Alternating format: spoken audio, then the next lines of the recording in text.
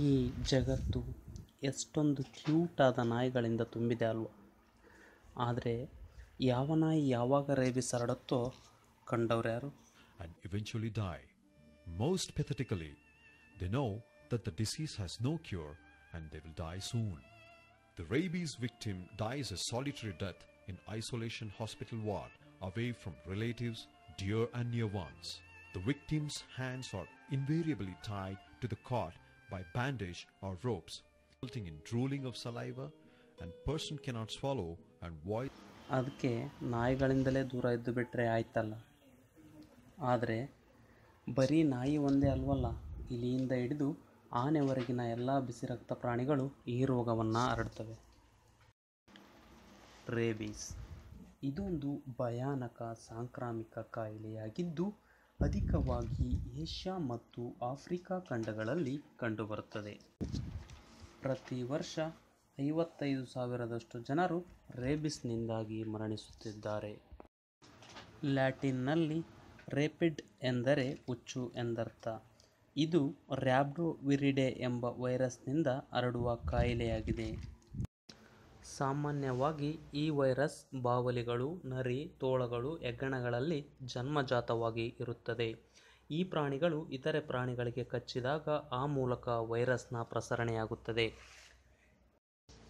ಎಲ್ಲ ಸಸ್ತನಿಗಳು ಈ ಕಾಯಿಲೆಯನ್ನು ಹರಡುತ್ತವೆಯಾದರೂ 97% ಕಾಯಿಲೆಯು ನಾಯಿಗಳಿಂದಲೇ ಹರಡುವುದರಿಂದ ಇದನ್ನು ಹುಚ್ಚುನಾಯಿ ರೋಗ ಎನ್ನುವರು.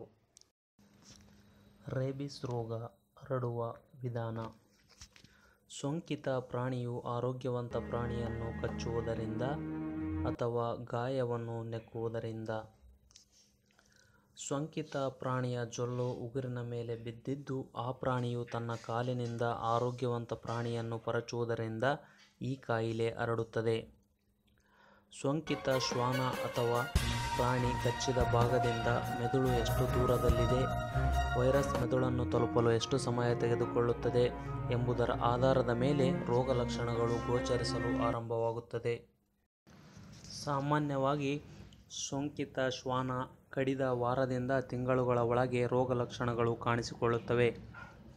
ಮಾನವನಲ್ಲಿ ಗರಿಷ್ಠ 6 ವರ್ಷಗಳ ನಂತರ ಕಾಣಿಸಿಕೊಂಡ ದಾಖಲೆ ಇದೆ.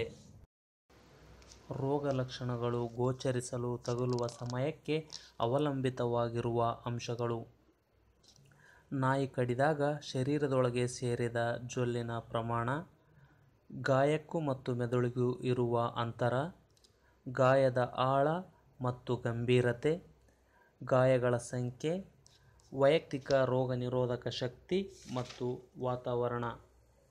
ಈ ಎಲ್ಲ ಅಂಶಗಳು ಅವಲಂಬಿತವಾಗುತ್ತವೆ. ಈ ರೋಗದಲ್ಲಿ 2 ವಿಧಗಳಿವೆ. ಒಂದು ಉಗ್ರ ರೂಪದ ವೈಲೆಂಟ್ ರೇಬಿಸ್, ಮತ್ತೊಂದು ಸೌಮ್ಯ ರೂಪದ ಡಂಬ್ ರೇಬಿಸ್. ರೇಬಿಸ್ ಸೋಂಕಿಗೆ ಒಳಗಾದ ನಾಯಿಗಳಲ್ಲಿ ಕಂಡುಬರುವ ಆರಂಭಿಕ ಲಕ್ಷಣಗಳು: ನಾಯಿಗಳ ವರ್ತನೆಯಲ್ಲಿ ಬದಲಾವಣೆ ಕಂಡುಬರುತ್ತದೆ. ಬೆಳಕಿಗೆ ಹೆದರಿ ಕತ್ತಲೆಯಲ್ಲಿ ಅಡಗಿ ಕೂರಲು ಬಯಸುತ್ತವೆ. ಅಧಿಕ ಹಸಿವೆಯಿಂದಾಗಿ ಕಂಡದ್ದನ್ನೆಲ್ಲ ಕಚ್ಚುತ್ತವೆ. ಕಣ್ಣು ಕೆಂಪಾಗಿ ಕಣ್ಣಿನೊಳಗಿನ ಪಾಪೆ ಚಿಕ್ಕದಾಗಿ ಅದರ ಮುಖ ವಿಲಕ್ಷಣವಾಗಿ ಕಾಣುತ್ತದೆ.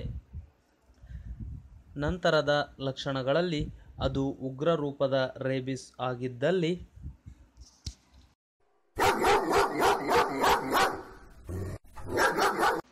ನಾಯಿ ವಿಲಕ್ಷಣವಾಗಿ ಕೆಟ್ಟ ಧ್ವನಿಯಲ್ಲಿ ಬೊಗಳುವುದು,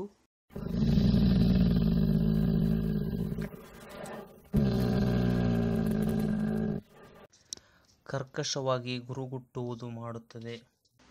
ಸಿಟ್ಟಿನ ಭರದಲ್ಲಿ ಕಂಡದ್ದನ್ನೆಲ್ಲ ಕಚ್ಚುವುದಲ್ಲದೆ ತನ್ನ ಮೈ ಕಾಲುಗಳನ್ನೇ ಕಚ್ಚಿಕೊಳ್ಳುತ್ತದೆ. ನಾಲಿಗೆಯನ್ನು ಹೊರಚಾಚಿ ಜೊಲ್ಲು ಸುರಿಸುತ್ತಾ ಗೊತ್ತು ಗುರಿಯಿಲ್ಲದೆ ತಿರುಗುತ್ತದೆ. ಕೊನೆಗೆ ಅದು ಅರ್ಧಾಂಗವಾಯು ಅಂದರೆ ಪ್ಯಾರಲೈಸಿಸ್ನಿಂದ ಬಳಲಿ ಸಾವನ್ನಪ್ಪುತ್ತದೆ. ಈ ಬಗೆಯ ರೇಬಿಸ್ನ ಪರಿಕಲ್ಪನೆ ಎಲ್ಲರಿಗೂ ಇದೆ. ಆದರೆ ಡಂಬ್ ರೇಬಿಸ್ನ ಪರಿಕಲ್ಪನೆ ಅನೇಕ ಜನರಿಗೆ ಇಲ್ಲವೇ ಇಲ್ಲ. ಹಾಗಾಗಿ ಈ ರೋಗ ಪ್ರಕಾರದ ಬಗ್ಗೆ ಜನರು ಜಾಗೃತರಾಗಿರುವ ಅವಶ್ಯಕತೆ ಇದೆ. ಡಂಬ್ ರೇಬಿಸ್ನಲ್ಲಿ ಉಗ್ರತೆ, ಸಿಟ್ಟು ಕಂಡುಬರುವುದಿಲ್ಲ. ಗಂಟಲು ಮತ್ತು ಕುತ್ತಿಗೆಯ ಸ್ನಾಯುಗಳು ಪಾರ್ಶ್ವವಾಯು ಪೀಡಿತವಾಗಿ ಚಲನೆಯ ಸ್ವಾಧೀನವನ್ನೇ ಕಳೆದುಕೊಳ್ಳುವುದರಿಂದ ನಾಯಿಗೆ ಬೊಗಳಲು ಕಚ್ಚಲು ಸಹ ಆಗುವುದಿಲ್ಲ. ಕೆಳದವಡೆ ಕೆಳಗೆ ಜೋತು ಬಿದ್ದಿದ್ದು ಬಾಯಿಂದ ಜೊಲ್ಲು ಸೋರುತ್ತಿರುತ್ತದೆ. ಮೊದಲು ನಾಯಿಯ ಸೊಂಟ ಮತ್ತು ಹಿಂದಿನ ಕಾಲುಗಳು ಅರ್ಧಾಂಗವಾಯು ಅಂದರೆ ಪ್ಯಾರಲೈಸಿಸ್ ಪೀಡಿತವಾಗಿ ಸ್ವಾಧೀನ ಕಳೆದುಕೊಳ್ಳುತ್ತವೆ. ನಂತರ ಪ್ಯಾರಲೈಸಿಸ್ ಮುಂದಿನ ಕಾಲಿಗೂ ಹಬ್ಬುವುದರಿಂದ ನಾಯಿ ಬಿದ್ದಲ್ಲೇ ಬಿದ್ದು ನರಳಿ 3 ದಿನಗಳೊಳಗೆ ಮರಣಿಸುತ್ತದೆ. ಸಾಮಾನ್ಯವಾಗಿ ಜನರು ಡಂಬ್ ರೇಬಿಸ್ ಅನ್ನು ರೇಬಿಸ್ ಅಲ್ಲವೆಂದು ಅಲಕ್ಷಿಸಿ ನಾಯಿಯ ಜೊಲ್ಲಿನ ಸಂಪರ್ಕಕ್ಕೆ ಬಂದು ರೋಗಪೀಡಿತರಾಗುತ್ತಾರೆ. ಹಾಗಾಗಿ ಈ ರೋಗದ ಬಗ್ಗೆ ಜಾಗೃತರಾಗಿರಿ. ಮನೆಗಳಲ್ಲಿ ಸಾಕಿದ ನಾಯಿಗಳಲ್ಲಿ ರೇಬಿಸ್ನ ಲಕ್ಷಣಗಳು ಕಂಡುಬರತೊಡಗಿದಾಗ ಅವುಗಳನ್ನು ಕಟ್ಟಿ ಹಾಕಿಯೋ ಅಥವಾ ಕೋಣೆಯೊಂದರೊಳಗೆ ಕೂಡಿ ಹಾಕಿಯೋ ಅವುಗಳಿಂದ ದೂರವಿರುವುದು ಕ್ಷೇಮ. ನಾಯಿಗಳನ್ನು ಸಾಕಬೇಕೆಂಬ ಅಪೇಕ್ಷೆಯುಳ್ಳವರು ಮರಿಗಳಿದ್ದಾಗಿನಿಂದಲೇ ಪಶುವೈದ್ಯರ ಸಲಹೆಯಂತೆ ಕಾಲಕಾಲಕ್ಕೆ ARV ಲಸಿಕೆ ಹಾಕಿಸಬೇಕು. ಸಾಕು ನಾಯಿಗಳನ್ನು ಬೀದಿ ನಾಯಿಗಳಿಂದ, ಬಾವಲಿ, ಹೆಗ್ಗಣಗಳಂತಹ ಪ್ರಾಣಿಗಳಿಂದ ದೂರವಿಟ್ಟಿರಬೇಕು. ಸಾಕು ನಾಯಿಗಳು ಬೀದಿ ನಾಯಿಗಳಿಂದ ದಾಳಿಗೊಳಗಾದರೆ ಕೂಡಲೇ ಪಶುವೈದ್ಯರ ಬಳಿ ಕರೆದೊಯ್ದು ಚಿಕಿತ್ಸೆ ಕೊಡಿಸುವುದು ಕ್ಷೇಮ. ಇನ್ನು ಮಾನವನಿಗೆ ಈ ರೋಗ ಬಾಧಿಸಿದರೆ ಮೊದಮೊದಲು ಆಲಸ್ಯ, ಅಸ್ವಸ್ಥತೆ, ಅಸಮಾಧಾನ, ಅಶಾಂತಿ, ತಲೆನೋವು ಕಾಣಿಸಿಕೊಳ್ಳುತ್ತದೆ. ಹಸಿವಾಗದಿರುವುದು, ನಿದ್ರೆ ಬಾರದಿರುವುದು, ತೂಕ ಕಡಿಮೆಯಾಗುವುದು, ನಾಯಿ ಕಡಿದ ಜಾಗದಲ್ಲಿ ನೋವು ಕಂಡುಬರುತ್ತದೆ. ಒಬ್ಬನೇ ಒಂಟಿಯಾಗಿರಲು ಬಯಸುವನು. ಇದಾದ 1-2 ದಿನಗಳ ನಂತರ ಮನಸ್ಸಿನ ಉದ್ವೇಗ, ಕ್ಷೋಭೆ, ಭಯ, ಗಾಬರಿ ಹೆಚ್ಚುತ್ತಾ ಹೋಗುತ್ತದೆ. ಧ್ವನಿಯಲ್ಲಿ ಬದಲಾವಣೆ ಕಂಡುಬಂದು ಗೊಗ್ಗರ ಸ್ವರ ಹೊರಡುತ್ತದೆ. ಕ್ರಮೇಣ ಗಂಟಲು ಮತ್ತು ಕುತ್ತಿಗೆಯ ನರಗಳು ಮತ್ತು ಸ್ನಾಯುಗಳು ಬಿಗಿಯಾಗಿ ಸೇದಿಕೊಳ್ಳಲು ಆರಂಭಿಸುತ್ತವೆ. ಆಗ ಉಸಿರಾಡಲು, ನುಂಗಲು ಬಹಳ ತೊಂದರೆಯಾಗುತ್ತದೆ. ಆಗ ನೀರು ಕಂಡರೆ ಅಥವಾ ನೀರಿನ ನೆನಪಾದರೆ ರೋಗಿಯು ಭಯದಿಂದ ತತ್ತರಿಸಿ ಹೋಗುತ್ತಾನೆ. Most pathetically, they know that the disease has no cure and they will die soon. The rabies victim dies a solitary death in isolation hospital ward, away from relatives, dear and near ones. The victim's progresses. Patient gets agitated, combative and distressed.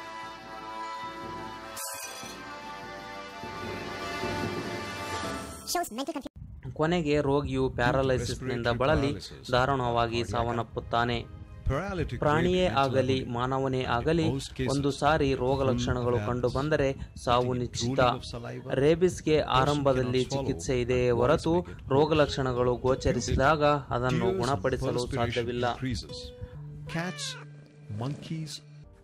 ಹಾಗಾಗಿ ಪ್ರತಿಯೊಬ್ಬರೂ ಯಾವುದೇ ಪ್ರಾಣಿಯ ಕಡಿತವನ್ನು ಅಲಕ್ಷಿಸದೆ ಕಡಿದ ಭಾಗವನ್ನು ಚೆನ್ನಾಗಿ detergent soap ಬಳಸಿ ಅಧಿಕ ನೀರಿನಿಂದ ತೊಳೆದುಕೊಳ್ಳಬೇಕು. ಗಾಯಕ್ಕೆ ಪಟ್ಟಿ ಕಟ್ಟುವುದು, ಬಟ್ಟೆ ಕಟ್ಟುವುದು ಮಾಡಬಾರದು.